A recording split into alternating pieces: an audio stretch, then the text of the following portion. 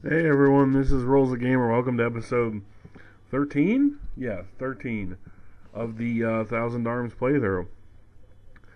Boy, am I relaxed. After 9 days straight of working at my corrections job, I finally have these two off. Now it is 10:30 at night of the first day, but I got a whole nother day ahead of me and, enjoy it. And then I come back for 5 days, so it's not even like an out of hand shift. I just got to do a few minor errands and then enjoy the day, as I enjoyed today off. And making this, of course, so there you go. But yeah, we are still chasing Bandiger. Speaking of the devil, here he is.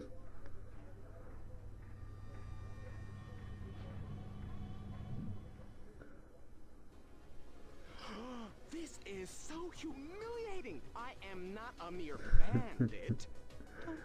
Oh my god.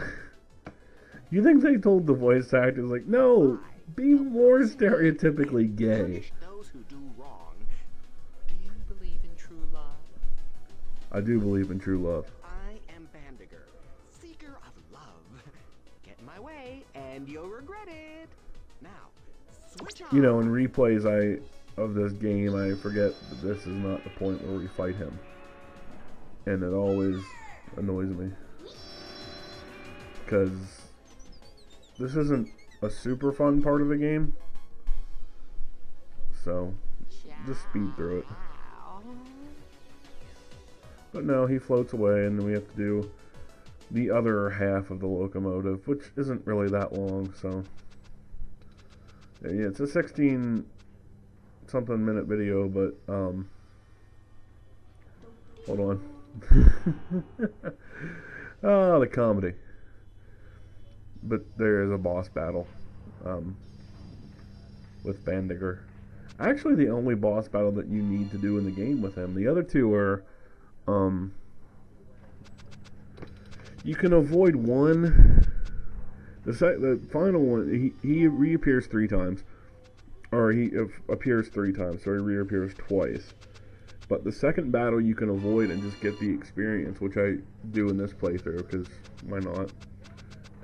And the third one, you don't even have to see him, but that's way deeper in the game. Way on disc 2. I love these old titles that, you have multiple discs. Hell, I remember when the first one I think I had was Final Fantasy VIII, which I just, of course, did the playthrough of. Not just did, but it's up there.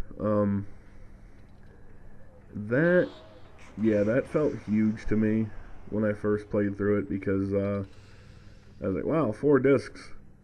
That's so much more content. And then you realize it's because a lot of it is the full motion videos. Those take up a ton of disk space if you didn't know. And it wasn't until like the PlayStation 2, Sega Dreamcast, GameCube era, and I guess the original Xbox was out then too, era of games where things were able to be compressed in such a way that it didn't really fuck with it. There's a recurring bin hits him in the head joke, but as long as it's not more super rock, paper, scissors. And if you compliment her right, you get a high elixir, which can be useful if your characters are lower level or you really, really need some healing. But up here now, and this is so troublesome. Up here in this fucking,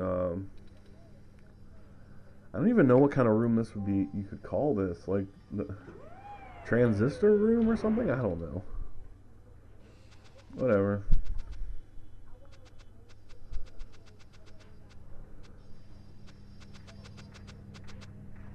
It's a lot of speed runs lately too.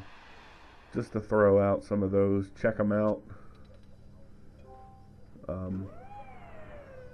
Awesome games done quick if you're really looking for other things, because You'd be amazed how entertaining it is to watch someone completely blow through Skyrim in under an hour. Just one example, of course.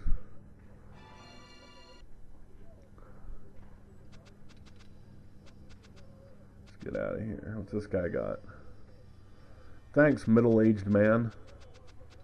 This game has a lot of hidden comedy with like character names and stuff. Like at the very beginning of the game, there's a guy we speak to that's called like Instruction Guy, who tells us how to open doors.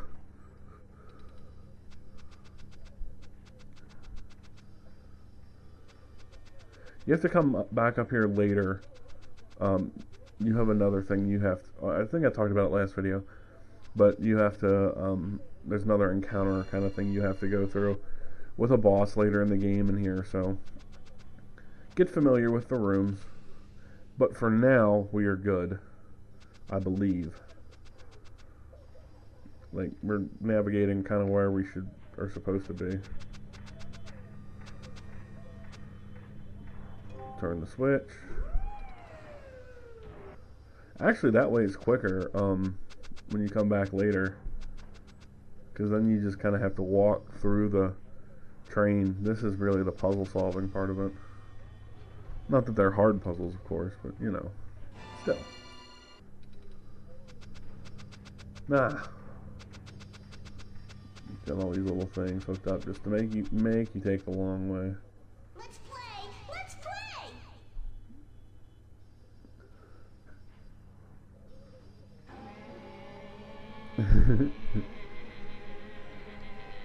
They're just like, play every animation. It's not bad. Like I said, this game has really clever comedy in it. I'm just kind of tired, so I'm not really getting it as much as it normally would affect me.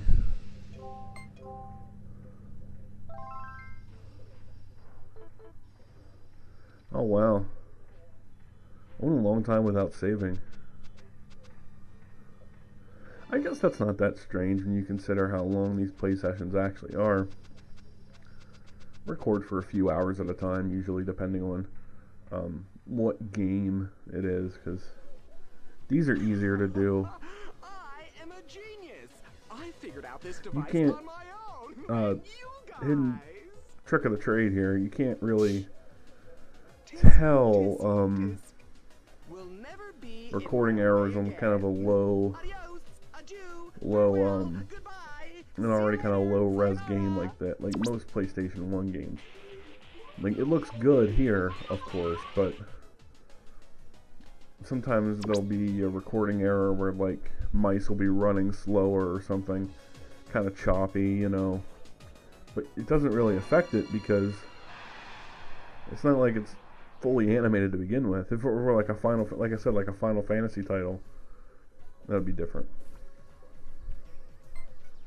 Yeah, I had 8 first, then I got 9. Love that. And actually, my first experience with this game was, any of the older people remember rental places?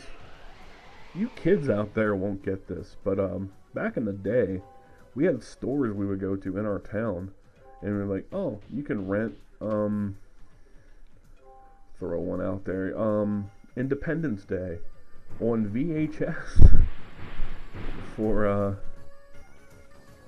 rent it for a week. It's like, here, oh, here's, what was it, like, it was usually like $2.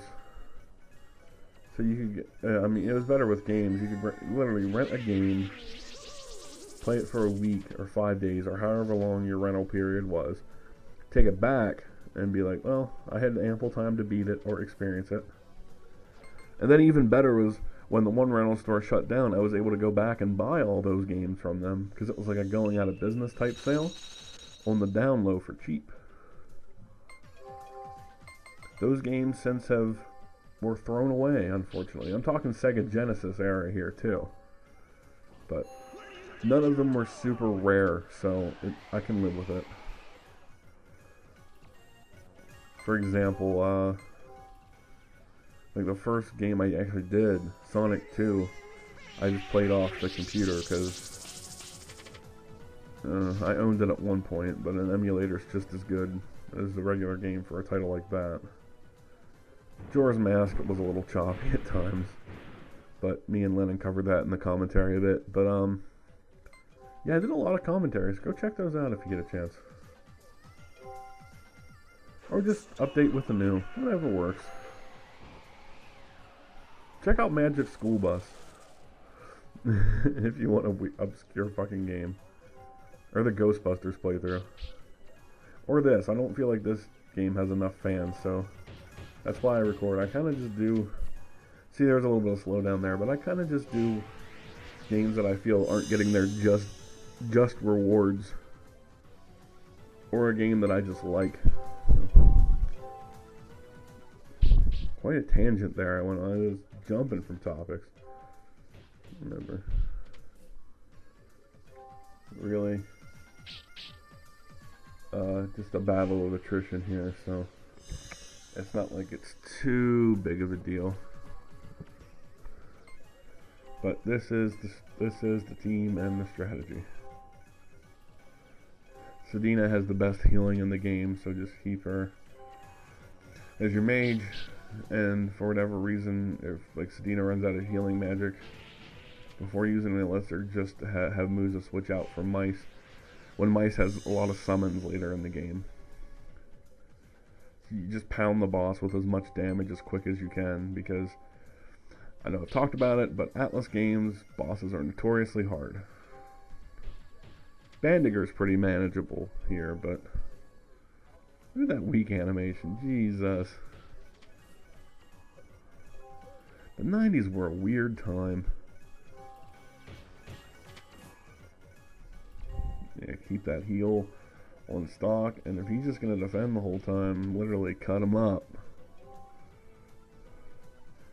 You know what that is? Free damage.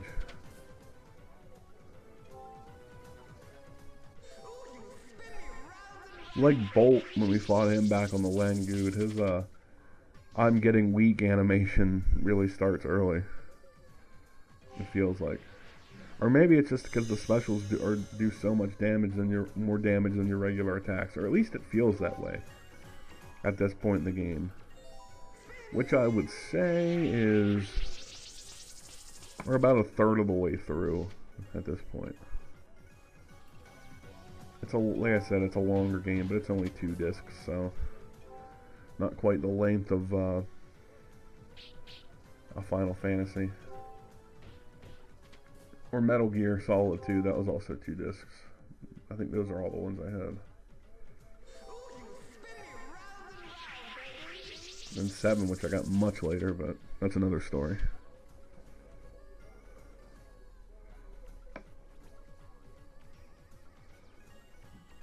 Oh man. Finally. Sorry, I was kind of running out of things to say for a second. Shouldn't say that, but it's true. Anyway, everyone will level up from that. Yep.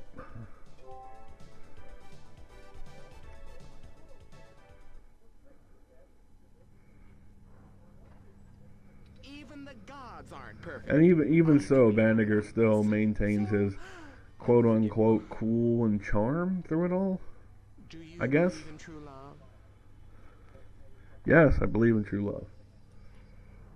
And then he kind of just runs away. Alright, so now we got Marion on our side. You're the only gadget master. That's too big of a compliment.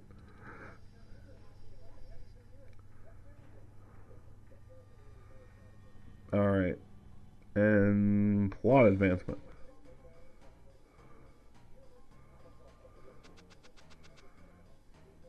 And right as you're heading back to her house to maybe relax, wait a minute, here's some shenanigans. There's a mount hand. It's currently occupied by an unknown armed force. Shit, things got real there. So we have to get off at the other point and head back to Tokyo Point. I assume, or Tokayo, whatever they wanted to pronounce it as. I don't know. Wait a moment. There's an island country. Oh, good. We have this game's Asian country.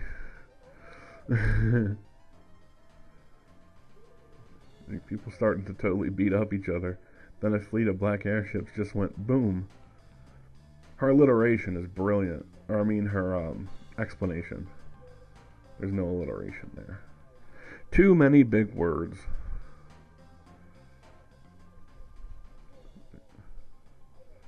Thanks, Musa.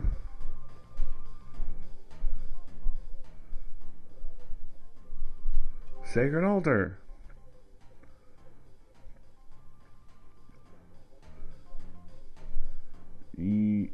Well, we gotta go see it before we just assume things there, Sedina. Like, can't just be like, okay, it was blown up, so it's definitely gone. Like, there were ruins. But I guess we'll see that in the next episode, because we are coming to an end. So until next time, I am a very tired RowlesTheGamer saying take it easy, and we will see you in the next episode of this playthrough.